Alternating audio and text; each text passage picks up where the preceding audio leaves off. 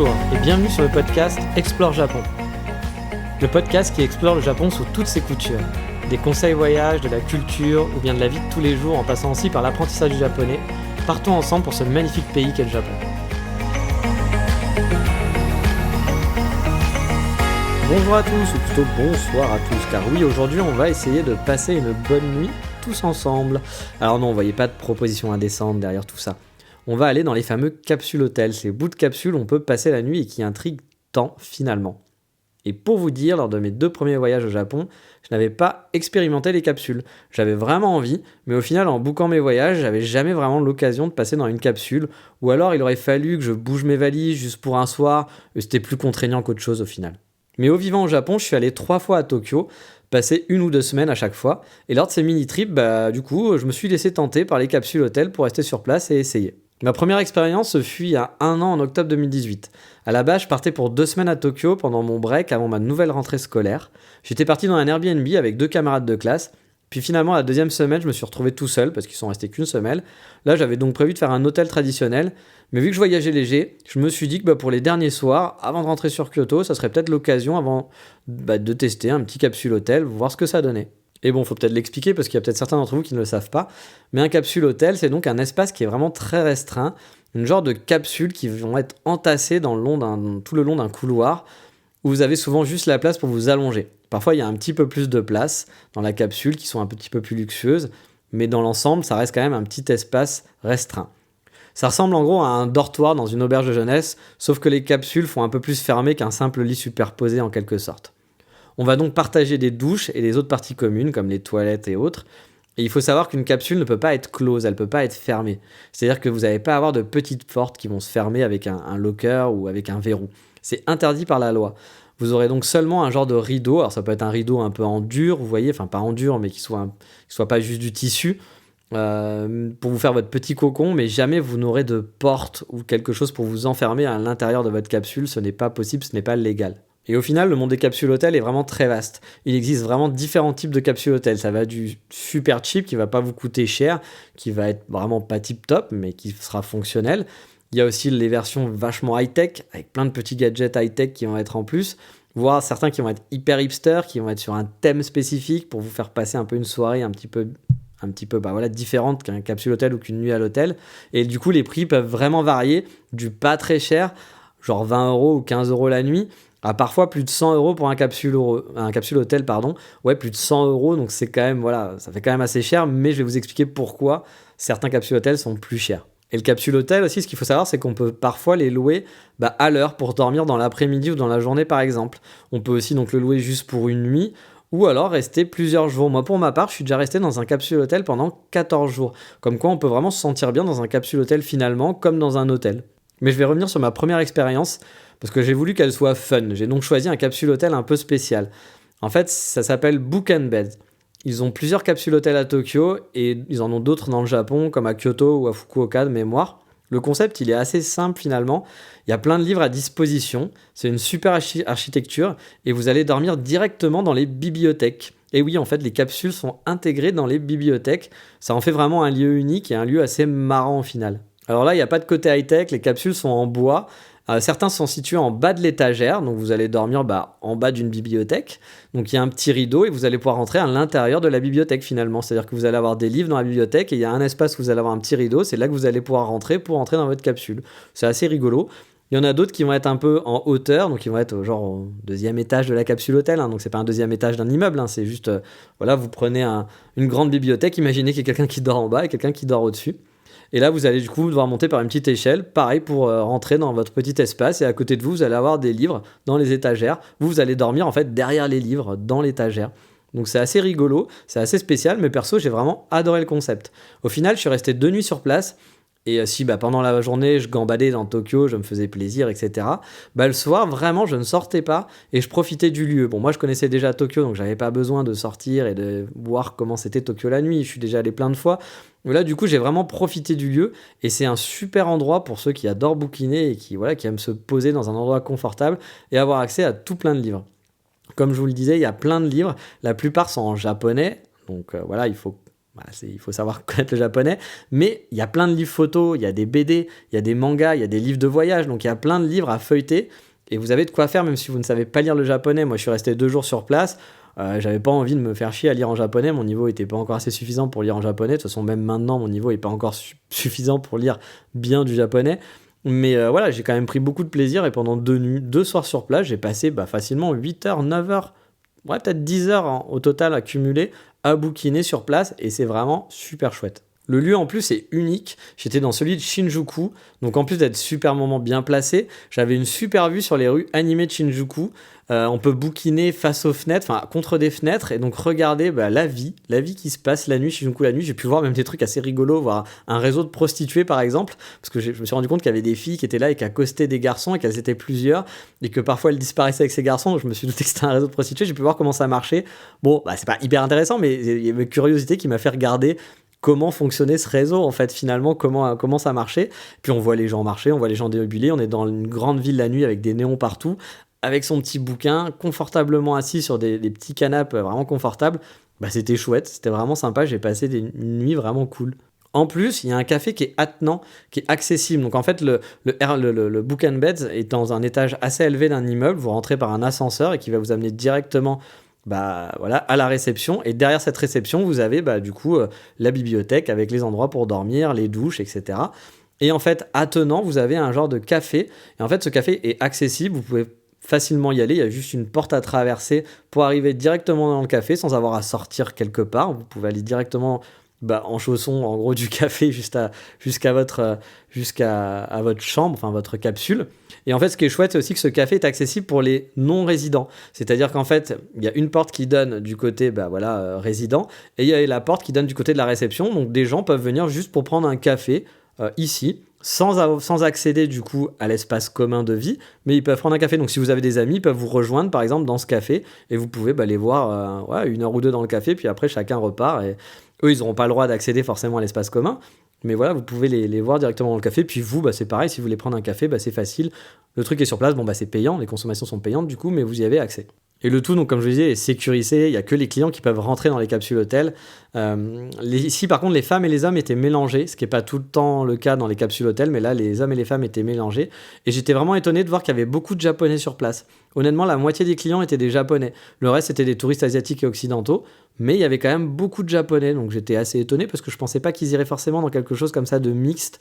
Mais bon, c'est vrai que c'est vraiment un endroit aussi qui se prise beaucoup à faire des photos. Et les Japonais adorent se prendre en photo. Et pour son compte Instagram, être là-bas, c'est hyper chouette parce que l'endroit est très très beau. Donc voilà, forcément, c'est un lieu pour passer une nuit à Tokyo. Une Japonaise qui passe en vitesse à Tokyo, je pense qu'elle est hyper contente de venir ici. Et là aussi, un autre truc sur lequel j'étais étonné, c'est la façon dont les gens utilisent finalement ce capsule hôtel.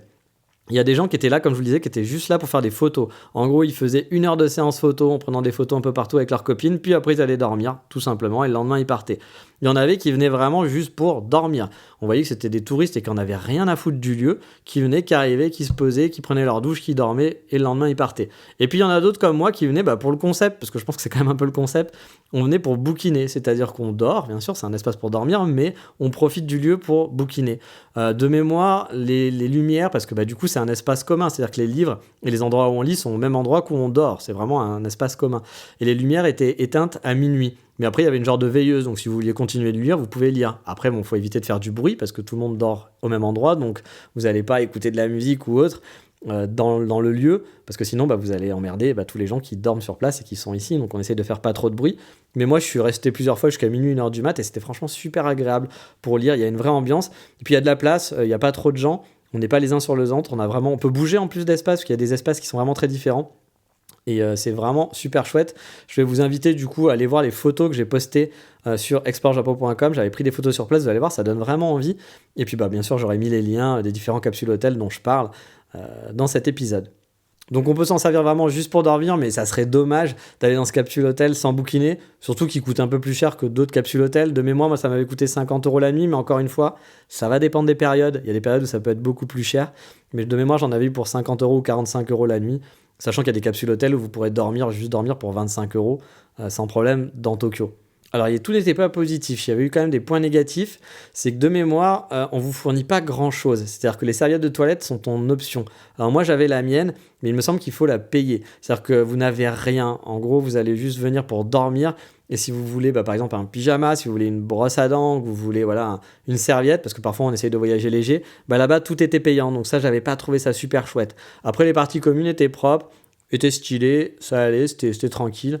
Après, ça va dépendre toujours des personnes avec qui vous êtes, hein. Ça, c'est un petit peu la loterie. Mais dans l'ensemble, le staff fait son boulot et l'hôtel est propre. Après, il y avait autre chose que je n'avais pas trop apprécié, que je n'avais pas trop aimé, c'est que pour stocker ses affaires, il n'y a rien du tout. C'est-à-dire que vos valises seront devant votre capsule à la vue de tous. Donc votre valise, elle va être devant, en gros, la bibliothèque ou dans un petit coin pour essayer de ne pas gêner les gens. Et du coup, c'est pas du tout sécurisé. Vous pouvez pas la mettre avec vous dans votre capsule ou la mettre quelque part. Donc elle va rester toute la journée. Si vous restez plusieurs jours dans la capsule, elle va rester toute la journée à la vue de tous. Donc bien sûr, c'est uniquement les clients qui pourraient partir avec, mais techniquement, n'importe quel client pourrait partir avec. Et voilà, il ne serait pas vu. Bon, par contre, il y a quand même un petit coffre-fort où vous pouvez mettre, quand je dis petit, il est quand même assez grand pour mettre un ordinateur portable et un appareil photo sans aucun souci. Donc il y a quand même assez de place. Donc ça, c'est le petit moins. Je sais qu'il y a certains capsules hôtels, par exemple, qui proposent des casiers où vous pouvez mettre un casier à l'intérieur, vous mettez votre valise et du coup, c'est sécurisé. Là, il n'y a pas de casier du tout. Mais bon, ça reste le Japon, ça reste sécure. Moi, j'ai laissé ma valise aux yeux de tous pendant 2 jours là-bas. J'ai pas eu de vol, pas eu de soucis. Mais là, encore une fois, hein, c'est aléatoire. On ne sait jamais sur qui on peut tomber. Et comme je le disais, il y a seulement les clients qui ont accès à cette partie commune. Donc, c'est pas n'importe qui peut rentrer. Il faut une carte spéciale. Donc, ça limite aussi. Donc, faut pas non plus avoir totalement peur de laisser ses affaires sur place. C'est quand même très, très limité. Et sachant que le staff se balade souvent à l'intérieur. C'est-à-dire que derrière, en fait, il y a un mur et derrière ce mur, il y a la réception. Mais souvent, ils sont à l'intérieur, ils se baladent, ils vous demandent si tout va bien, ils discutent un petit peu avec vous. Donc, je pense qu'ils font des petits passages pour faire voir qu'ils sont présents. Il y a aussi des caméras de sécurité. Donc, je pense qu'il y a quand même peu de chances que vous fassiez voler de base. Mais c'est vrai que c'est pas très rassurant pour la première fois quand on arrive et qu'on se dit, mince, je laisse mes valises comme ça dehors, devant ma capsule. J'ai rien pour le ranger quelque part pour pas que ça soit visible au moins, quoi. Voilà, même si c'est pas sécure, au moins que ça soit pas visible. Là, vous êtes obligé de le laisser devant, quoi, dans le couloir, à la vue de tous.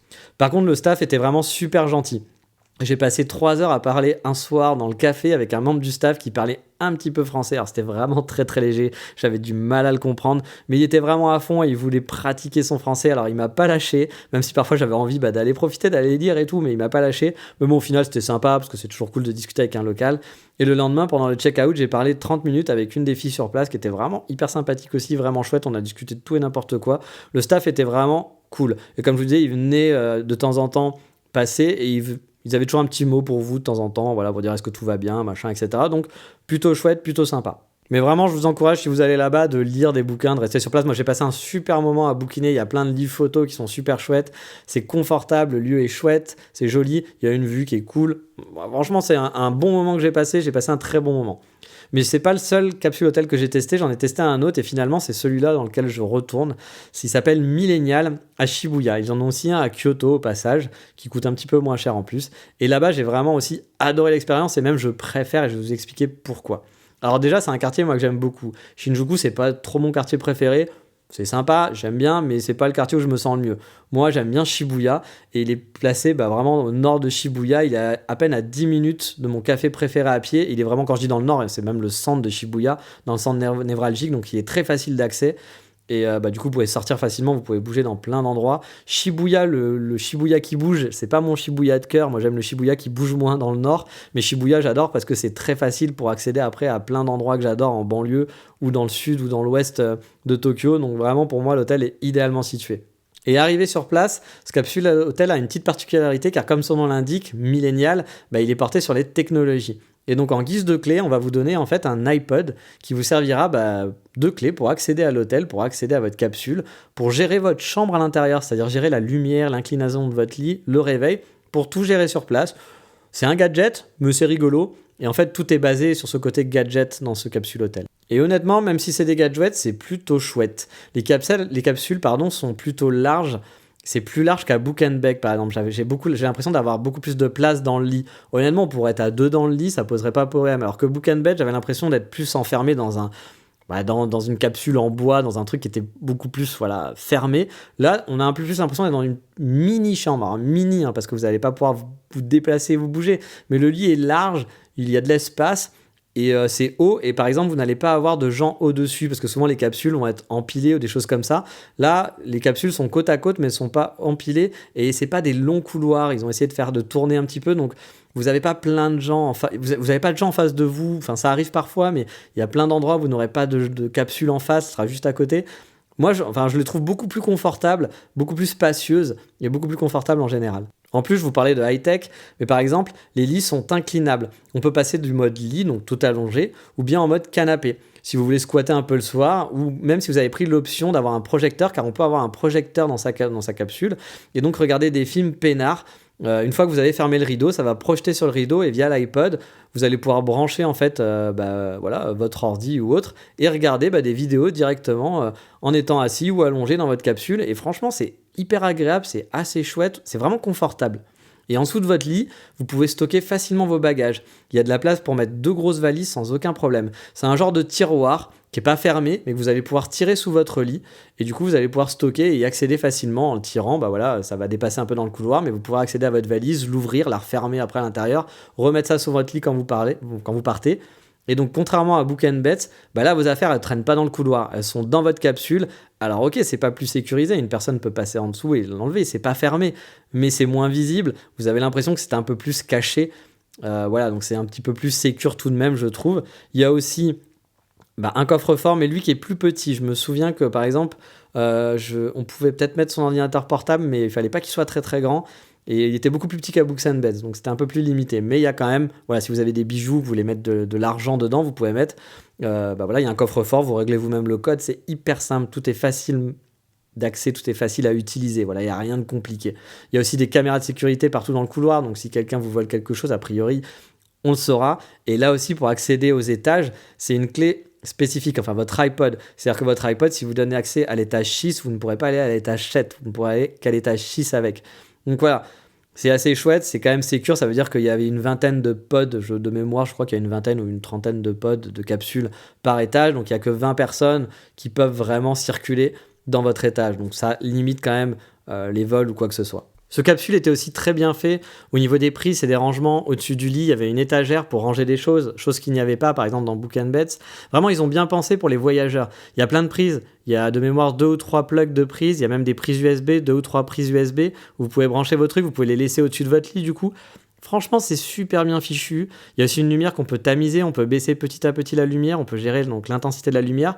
Moi, je passe vraiment un bon moment quand je suis là-bas sur place. Les dortoirs sont donc, comme souvent, il y a des dortoirs qui vont être soit pour uniquement les filles, ou soit des dortoirs qui sont mixtes. Moi, j'ai toujours été dans les dortoirs mixtes. Je crois pas qu'il y en ait que pour des garçons. C'est soit vous pouvez rester qu'entre filles si vous voulez rester qu'entre filles, ou alors c'est des dortoirs mixtes. Dans ce cas-là, il y a des filles, des garçons. Moi, honnêtement, j'ai vraiment apprécié aussi le réveil, parce qu'ils ont une option de réveil via l'iPod. En fait, vous pouvez configurer un réveil qui lèvera votre lit petit à petit en position canapé et allumera aussi la lumière petit à petit. Et franchement, au départ, je m'étais dit, oh putain, se réveiller comme ça va pas être super. Et en fait, c'est super cool pour se lever et se réveiller. Moi, j'ai souvent du mal à me lever le matin et ça marche du tonnerre. C'est pas agressif et ça permet, ça vous réveille vraiment. Quand vous avez votre lit qui commence à monter petit à petit, ça vous réveille, mais pas de façon agressive. Et du coup, c'est chouette. Alors, ça fait un petit peu de bruit, mais c'est pas si gênant que ça.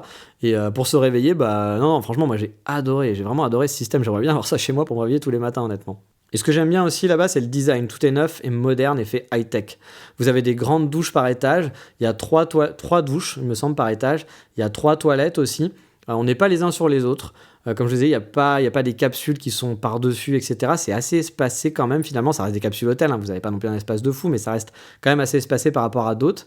Comme je disais, on devait être une vingtaine ou une trentaine par étage, je me souviens plus, et ça va, c'est raisonnable. Ça faisait pas trop de monde. La gestion des accès aux douches, ça se passait plutôt bien. Dans certaines capsules, par exemple, vous n'avez pas accès aussi à la journée. C'est-à-dire votre capsule, quand une fois que vous partez, vous devez faire un check-in le matin et un check-in le soir. Donc vous avez quand même réservé par exemple pour 3 nuits, mais tous les jours il faudra faire un check-in et un check-out. Parce qu'en fait ils vont louer votre capsule pendant la journée. Donc vous n'allez peut-être pas garder la même capsule. Vous pourrez peut-être laisser vos affaires parce qu'il y aura un locker, mais vous n'aurez pas accès à la même capsule. Là ici vous pouvez revenir quand vous voulez pendant la journée. Votre capsule c'est la vôtre à partir du moment où vous l'avez réservée. Donc du coup si vous voulez revenir à 11h ou à 4h de l'après-midi, vous revenez, vous pouvez vous poser, il n'y a aucun souci. Vous pouvez rester même toute la journée dans la capsule. C'est pas grave, les gens feront pas le ménage dans votre capsule. Enfin, de toute façon, ils font pas le ménage dans le capsule, ils font le ménage que quand vous partez. Hein. C'est-à-dire qu'ils font pas votre lit ou quoi que ce soit. Donc, si vous voulez rester toute la journée, ils font le ménage dans les douches, etc. Mais dans le capsule, ils font pas le ménage. Donc, si vous êtes malade, vous êtes pas bien, vous voulez rester toute une journée dans la capsule hôtel, vous pouvez rester toute la journée. C'est pas un problème. Et je parlais des parties communes, elles sont aussi vraiment super chouettes. Il y a 2 étages de parties communes en fait. Il y a même un happy hour avec des bières gratuites chaque jour. Donc ça aussi c'est plutôt cool.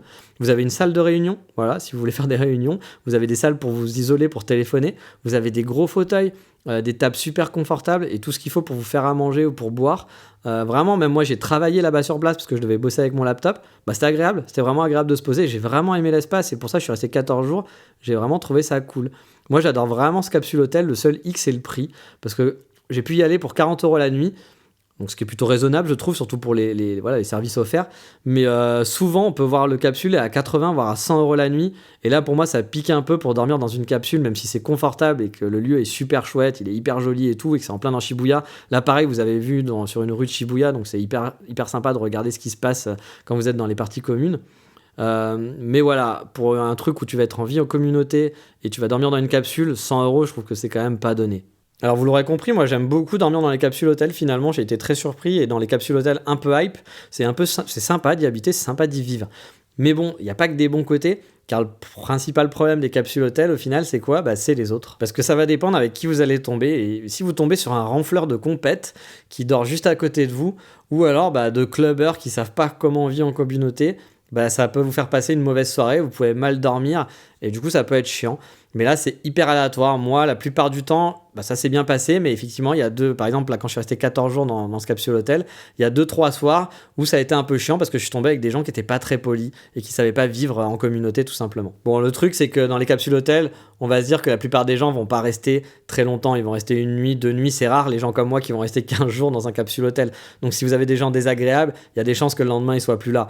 Mais voilà, ça hélas, on peut pas le gérer. Donc si vous n'aimez pas la vie en communauté ou que c'est très dur pour vous, je vous conseillerais pas le capsule hôtel ou juste pour 1 nuit pour rigoler, mais pas rester longtemps. Si par contre ça vous dérange pas plus que ça, honnêtement c'est vraiment chouette de dormir dans un capsule hôtel. Donc comme je vous le disais, la plupart du temps j'ai bien dormi, mais ça m'est arrivé d'avoir des mauvais moments. J'ai eu par exemple un groupe de touristes qui rentrait de boîte à 4h du mat et qui parlaient super fort, comme s'ils étaient tout seuls dans leur maison, pas comme dans un appartement, mais vraiment tout seuls dans leur maison. Ou bien encore un peu plus glauque, quelqu'un qui a vomi dans la douche. Alors bon, ça peut arriver d'être malade, le mec a vomi, ok, ça peut arriver, mais qui avait même pas passé un coup d'eau. Voilà, il suffisait de donner un coup d'eau dans la douche derrière et on n'aurait rien vu. Voilà, ça serait passé ni vu ni connu. Mais il a même pas pris la présence d'esprit de faire ça. Alors effectivement, il y a des staffs qui nettoient et tout, mais bon, ils nettoient à partir d'une certaine heure. Donc si le mec a vomi à 9h, vous passez à 9h30, vous n'avez pas de chance. Ou s'il a vomi en pleine nuit, que vous êtes le premier à prendre votre douche, vous allez passer derrière. Heureusement, il y a plusieurs douches, donc voilà, je suis passé dans l'autre. Mais bon, c'est pas très agréable. Parce que les gens font pas trop attention. En plus, Shibuya, c'est un peu, il y a des gens, des clubbers, des choses comme ça, et c'est pas forcément les mecs les plus polis. Ils sont un peu bourrés, ils rentrent, ils font un peu n'importe quoi. Donc, ça peut être, il y a des petits côtés parfois désagréables. Mais ça m'est pas arrivé plein de fois. Il y a aussi des choses très bêtes, mais qui peuvent être désagréables en vie de communauté. Par exemple, les douches, il y a bien écrit, il y a des écriteaux comme quoi il faut laisser la porte ouverte de la douche. C'est-à-dire que la douche, il y a un petit sas avant de rentrer dans la douche, dans chacune des douches. Et du coup, si on laisse la porte ouverte, du coup, ça va sécher plus vite. L'aération va marcher mieux, ça va sécher plus vite. Effectivement, c'est efficace. Je l'ai vu, en 10 minutes, une douche était sèche. Mais le problème, c'est que tous les gens, je n'ai vu personne laisser cette porte ouverte. Pourtant, c'est pas compliqué, il suffit juste de la laisser ouverte. Et personne ne le faisait. Donc ça, on se dit un peu, c'est dommage que les gens fassent pas attention aux autres, parce que c'est pour les autres qu'on fait ça. Et voilà, si vous allez dans des capsules, essayez de faire attention, de vous dire que vous n'êtes pas tout seul, et d'essayer de vivre un peu, d'être sympa avec les autres et de ne pas oublier que c'est une vie en communauté. Et ça, hélas, les gens l'oublient ont un peu tendance à l'oublier, font le strict minimum. Il faut pas oublier qu'on est avec d'autres gens, avec d'autres cultures, avec des gens qui ne vivent pas de la même façon.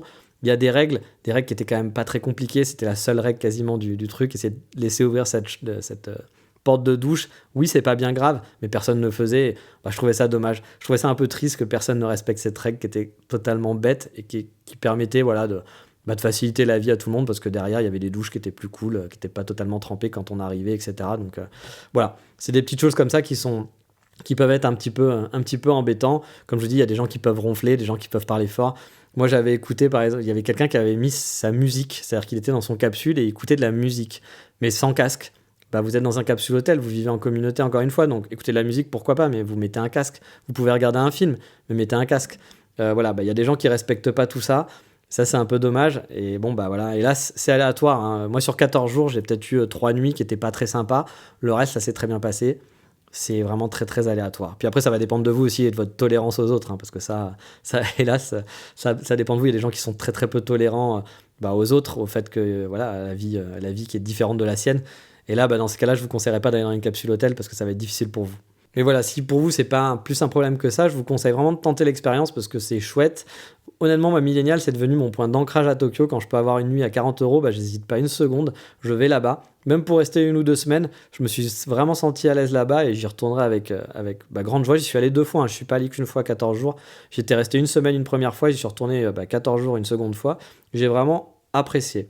Et donc, il y a aussi tout plein d'autres capsules hôtels qui sont plus cheap, qui vont être beaucoup moins chères, mais qui font quand même bien le boulot. Si c'est juste pour dormir sans avoir des parties communes de fou ou autre, mais voilà, en voyage, parfois on a juste besoin d'un lit, juste de pouvoir dormir une nuit, d'un truc pratique et pas cher, et parfois il y en a des très bons prix à 15-20 € la nuit, donc pourquoi pas faire un capsule hôtel, c'est rigolo, ça se tente, et même si votre capsule hôtel est pas extraordinaire, vous ferez pas des photos de ouf parce que la déco est pas chouette, c'est juste un endroit pour dormir, ça fera le job, et puis voilà, tout simplement. Et si vous avez un petit peu plus les moyens, n'hésitez pas à tester un capsule hôtel qui sera un peu plus fun.